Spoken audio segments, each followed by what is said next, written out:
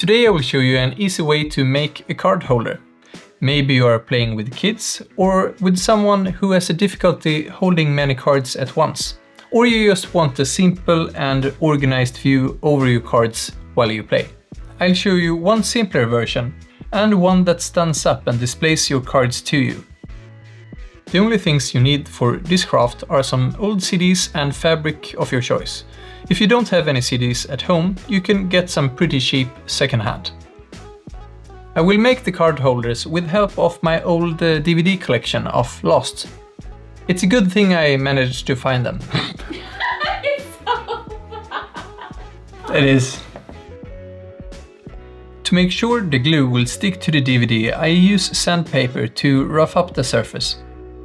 If you want to make the standing version, you then cut the DVD in half. I do this with a metal ruler to keep my fingers safe. It also helps to have an anti-slip grip underneath. I leave a link in the description on how you can add an anti-slip grip to your ruler. Then do many light cuts with caution so you don't slip and hurt yourself. Then cut out a circle between 1 to 2 cm around the DVD. You don't need to be this precise, no one will see this anyway.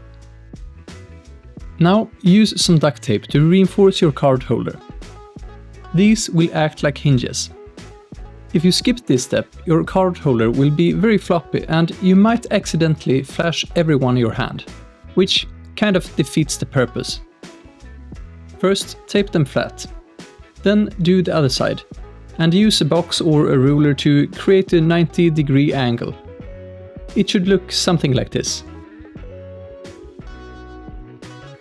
Then, depending on your fabric, use a knife or scissors to cut out small triangles, but save some fabric around the DVD. The more cuts you make, the easier it will be to maintain a nice circular edge when you fold in the fabric. I found that a pretty thin fabric works best. For me, thin fake leather and felt worked very well. Here you can see my first attempt with a thicker fabric and fewer cuts. Both made it harder to create a nice clean circular edge around the DVD. Before gluing them to the fabric, I reinforced them again with some more tape on the side we first taped, while flat. Then I use a type of glue that works well with fabric. Nothing too strong so that it bleeds through the fabric. Then I like to let them dry before I glue the triangles. And then fold in the triangles to create an even circle. And now let the glue dry under something heavy. If you are making the simpler version, it's time to glue them together.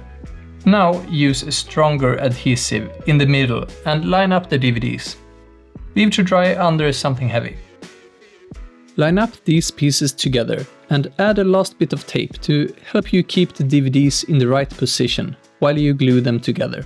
This time I will use a glue gun, which also works well. You just need to press them together until it hardens. After that, I like to cover these sides of the DVD to give it a nicer finish and make it more stable. After the glue has dried, you are ready to game.